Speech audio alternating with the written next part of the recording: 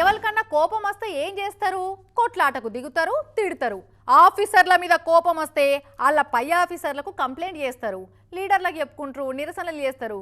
కానీ నడమ కొందరు ఇన్స్టెంట్గా జస్టిస్ కావాలని దగ్గర పట్టుల ఏదుంటే అదే ఎక్కిస్తుర్రు. దుంకుతా దుంకుతా అని బెదిరిస్తున్నారు కూడా.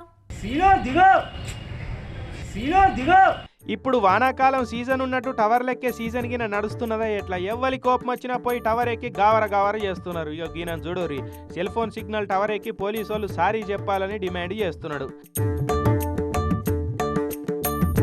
ఈ నడమ ఫ్రెండ్లీ పోలీసింగ్ను పోలీస్ స్టేషన్ స్టోర్ రూమ్లో పడేసినట్టే చేస్తున్నారు కదా కొందరు పోలీసు వాళ్ళు. ఇక అదే అలవాట్ల ఈ ట్రేకుమట్ల శ్రీనివాస్ అనేటైనను కొట్టిరట. ఇక ఈయన దోస్తులు కొంతమంది నవరాత్రోత్సవాల కోసం దుర్గామాత విగ్రహాన్ని తీసుకొని పోతుంటే ఏందిరా మీ అంగామా అనుకుంటా పోలీసు వాళ్ళు వచ్చి కొట్టిరట. మా సంతానం మేము సంబరంగా దుర్గమ్మ విగ్రహాన్ని తీసుకుపోతుంటే మమ్మల్ని ఎట్లా కొడతారు? మేము చేసిన తప్పేంది? నన్ను కొట్టిన పోలీసు వాళ్ళ మీద ఎంబడే యాక్షన్ తీసుకోవాలి, లేదంటే పోలీసు వాళ్ళ పేరు చెప్పి ఈడికెళ్ళి దుంకి చచ్చిపోతా అని ఇట్లా టవర్ ఎక్కి గాయి చేసిండు.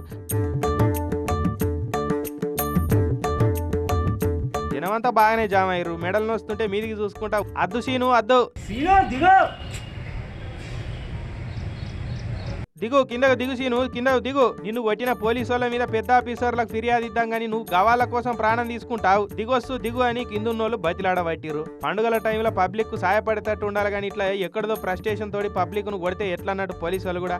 కొందరు పోలీసు వాళ్ళు పెద్ద నేరగాళ్లను దొంగలను దోపిడిగాళ్లను పట్టుకోలేక ఇగో ఇటువంటి సామాన్య పబ్లిక్ మీద కాకి బట్టల ప్రతాపం చూయించి మురుస్తున్నారని అటు పబ్లిక్ కూడా గర్వమైనరట అన్నట్టు కరీంనగర్ జిల్లా హుజురాబాద్ కాడ అయింది కథ.